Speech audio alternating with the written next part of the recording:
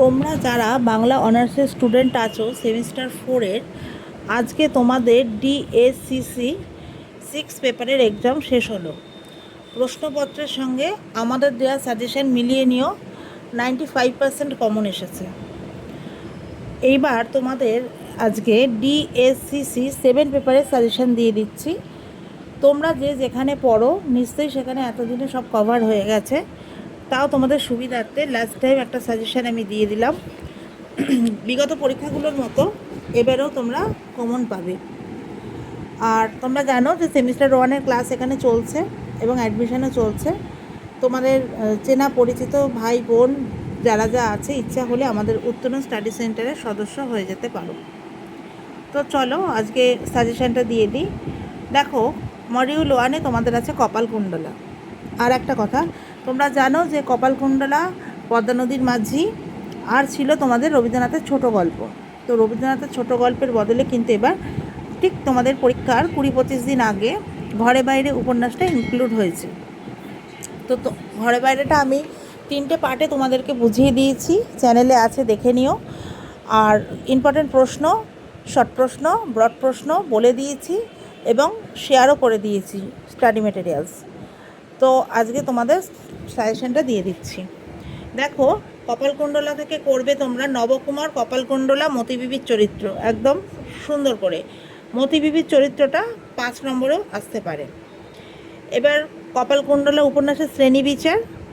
আর কপালকুণ্ডলা উপন্যাসে ইতিহাসের তুলনায় রোমান্স প্রাধান্য পেয়েছে, এই মন্তব্যটি বিচার করো। আর একটা করবে যে কপালকুণ্ডলা উপন্যাসে প্রকৃতির ভূমিকা, ঠিক আছে। আর এই প্রশ্নটা একটু দেখবে যে কপালকুণ্ডলা উপন্যাসে ইতিহাসের উপাদান কতটা রয়েছে, অথবা ঐতিহাসিক উপন্যাস কি বলা যায়, তা বিচার করো। এই রইল বড় প্রশ্ন। 5 নম্বরের জন্য করবে মতিবিবির চরিত্র, বললাম বড়তেও করবে ছোটতেও করবে। নিয়তির ভূমিকা, উপকাহিনী এবং কাপালিকের চরিত্র, ব্যাস এই কটা করলে এর মধ্যে থেকে শর্ট প্রশ্ন পেয়ে যাবে। কবে প্রকাশিত হয়েছে, কোন পত্রিকায় প্রকাশিত হয়েছে, এগুলো অবশ্যই দেখবে। এবার চলে আসছি আমরা মডিউল 2 পদ্মা নদীর মাঝি। এখানেও কুবের, মালা, কপিলা এই 3টে চরিত্র। হোসেন মিয়ার ময়নাদ্বীপের ভূমিকা। আর করবে পদ্মার নিজস্বতা, যেটা পদ্মা নিছক পটভূমি মাত্র নয়, তার জীবন্ত চরিত্র হয়ে উঠেছে এইটা। আর ওই যে আঞ্চলিক উপন্যাসেও শেষে পরিণত হয়েছে রোমান্টিক ব্যক্তিকেন্দ্রিক উপন্যাসে। উপন্যাসের ঘটনা প্রবাহ আর চরিত্র বিশ্লেষণের মাধ্যমে এটা বোঝাও, ব্যাস। আর 5 নম্বরের জন্য করবে হোসেন মিয়া চরিত্র, ধীবরপল্লীর বাস্তব জীবন। আর কপিলা ও কুবেরের যে একটা সম্পর্ক, পরকীয়া বলো অবৈধ বলো, সম্পর্কটা, ঠিক আছে, এইগুলো একটু দেখে রাখো।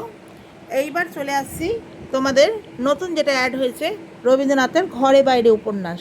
এইটা কিন্তু রবীন্দ্রনাথের চলিত রীতির উপন্যাস, চলিত ভাষায় লেখা উপন্যাস। এটা সবুজপত্রয় প্রকাশিত হয়েছিল। এগুলো আমি বারবার বলে দিয়েছি উপন্যাসের আলোচনার ক্ষেত্রে। এখান থেকে তোমরা করবে চরিত্র, বিমলা, সন্দীপ, অবশ্যই নিখিলেশ, এই 3টে চরিত্র করবে। নারীর যে টানাপোড়েন, যে হৃদয়বৃত্তি, এই বিমলা চরিত্রের আলোকে আলোচনা করো, হলো। আর 3টে সম্পর্কের মধ্যে যে টানাপোড়েন সেটা করবে। দেশভাগের যে ব্যাপারটা আছে, দেশভাগের আলোকে ঘরে বাইরে উপন্যাসের সার্থকতা কতটা, বা যে দাঙ্গা যে ব্যাপারটা রয়েছে, এই ওপর ভিত্তি করে একটা প্রশ্ন আসার প্রবাবিলিটি রয়েছে। গঠন কৌশল, নামকরণ। তোমরা একদম নতুন যদি 3টে চরিত্র করো, নিখিলেশ, বিমলা আর সন্দীপ, 3টে চরিত্র করলেই তোমরা বুঝতে পারবে এদের মধ্যে টানাপোড়েনের ব্যাপার একটা এসে গেছে। এতদিন ধরে পড়ছো কথা সাহিত্যে, বুঝতে পারবে। আর নামকরণ করবে আর গঠন কৌশল, ব্যাস এর মধ্যেই পেয়ে যাবে।